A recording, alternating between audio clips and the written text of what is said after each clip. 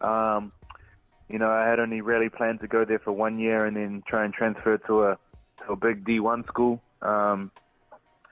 Obviously, coming all the way from New Zealand, those opportunities weren't as big back then with kids going over to university and playing for big D1 schools as it is now. But at the time, that was kind of my plan, and things kind of changed for me once I got over there and started playing. I had a good season and I did well, but I had a team back in the Australian League, back home in New Zealand, who were offering me contracts to start playing. I just thought it would be a great opportunity to start playing pro at a young age and sort of work my way up. So I did 1 year at Lambeth in Tennessee, and then I joined a pro team after that. I think I was about 19 years old when I first started playing pro, so I kind of just took advantage of that, and still going now. Wow, really started off early. Yeah, I mean, you're only 28, so you've definitely got some years ahead of you. Yeah. In 2015, you got an opportunity with the Pelicans. Right now at this time, they've got Anthony Davis, they've got Boogie Cousins, they just added Rajon Rondo. What was it like playing with them, and what do you think they're going to do this year?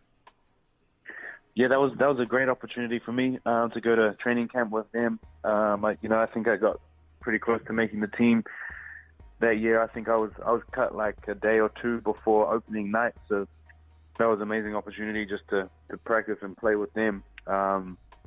That's a great organization, and again, they've got some great players there, and I think they're building now. They've added some guys in, some big time players, and I think they're going to have a great season this year too.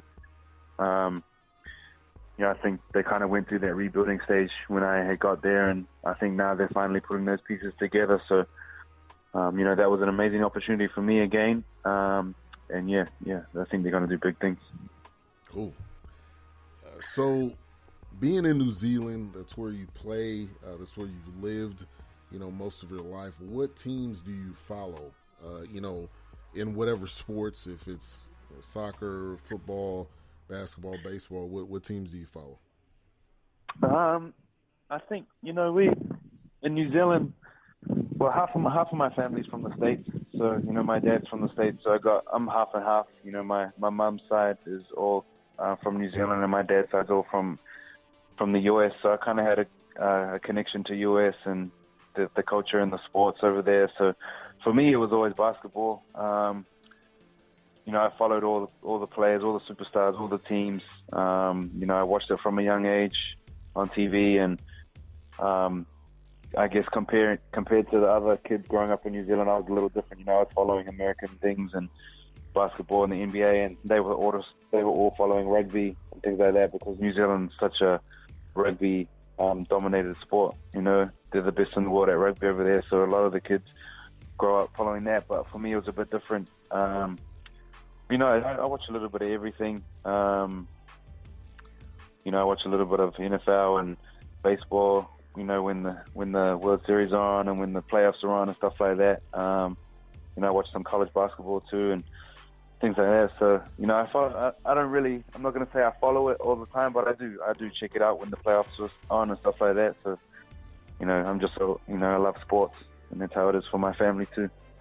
Yeah, and also about your family, you played with your brother, Ty Webster, during, I believe that was 2012, 2013 with the New Zealand Breakers.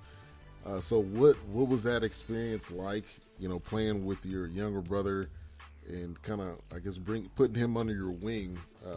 How was that? Yeah, that was great. That was a great opportunity for both of us. The New Zealand Breakers team is in part of the Australian competition.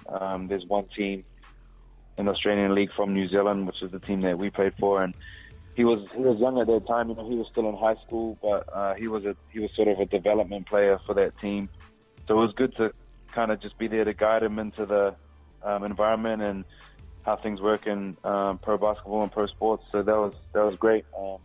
We also got the opportunity to represent our country together. We played in the national team together a couple of years, and Olympic qualifiers and world champs like that. So that was awesome, just to be there with him, and knowing our family was so proud of us, representing our country, and just looking after him the best I could, and also watching him get better and his growth as a basketball player too. That was great to see.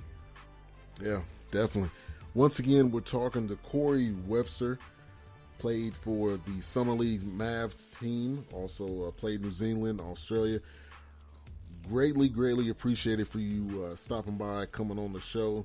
I wish you all the best. I really pray that you do get opportunity in the NBA. And once again, Corey Webster, you can find him on Twitter at CWebster9. And definitely be on the lookout for you this upcoming season.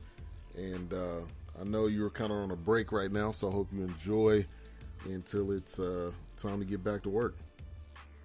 All right, man. I appreciate that. Thanks very much for having me. Oh, yeah, no problem. Have a good one. All right, thank you. All right.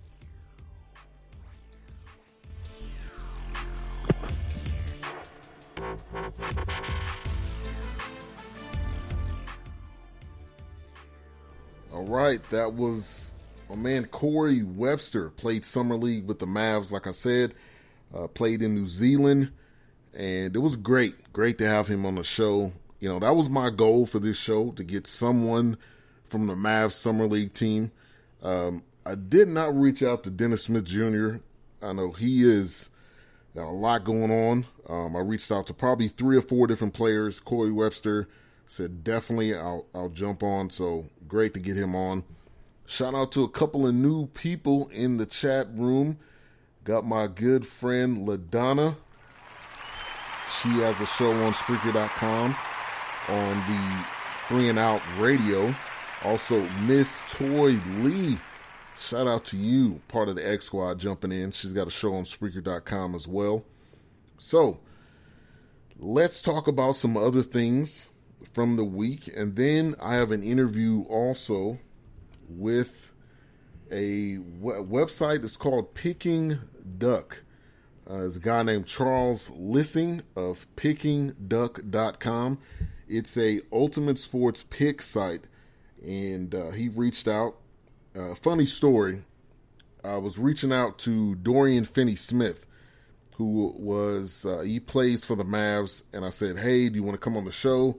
And he didn't respond, but the funny part was this guy from Picking Duck said, hey, I'm not I'm not Dorian Finney-Smith, but I would love to come on your show.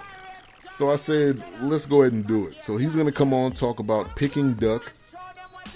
And like I said, it's a sports betting site. And let him talk about the sites and what exactly they do. Because I'm pretty interested to hear what the website's about. And maybe you guys may be interested. All right, so Carmelo. Where is he going? Is he staying? Are the Knicks going to keep him? Is he going to get traded to the Rockets? Where is he going to go? Honestly, that to me is the most interesting thing about this whole story. And I'm thinking that he is going to get traded. Where I'm leaning towards the Rockets. The only thing is, what do they have? What do they have to trade? I'm assuming you don't want to let the $6 man of the year go in Eric Gordon. I'm assuming you're not going to let Chris Paul go. You're not going to let, obviously, Harden go. So what is it going to be? Is it going to be Trevor Ariza that you're going to let go? Is it going to be, you don't even have Lou Williams anymore, I don't think. So, I mean, what kind of assets are you going to trade? Shout out to LaDonna. She says, Houston Astro tickets. Yeah, you're probably going to have to throw that in the deal. You're probably going to have to throw, like next year's first plus this year's first or something crazy like that. But is Houston going to pull the trigger? I've been following this. We've been following this for a while now. Is Houston finally going to pull the trigger is the biggest question. Mills, the new GM, says possibly Melo could stay. And I understand why he's saying that, because he wants to, treat Melo with respect. Not like the former GM, Phil Jackson, being so disrespectful to Melo. Come on, son. Come on. So disrespectful. But I think he's trying to smooth things over.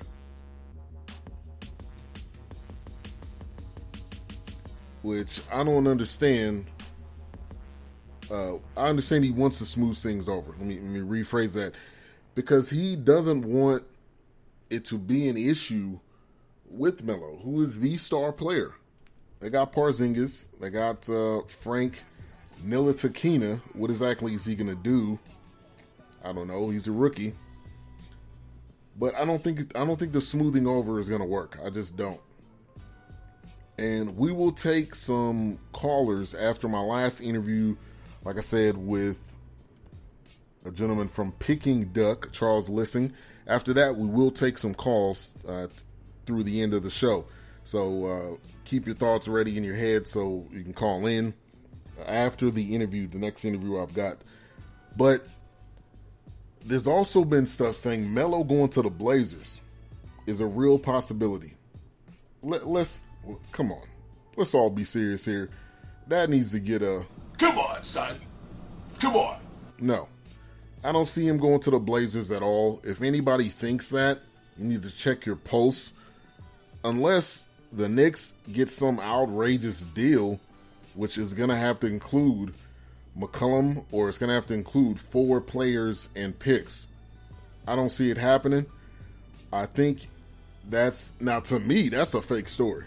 That's a story that was created by Dame Lillard. That's a fake story to me.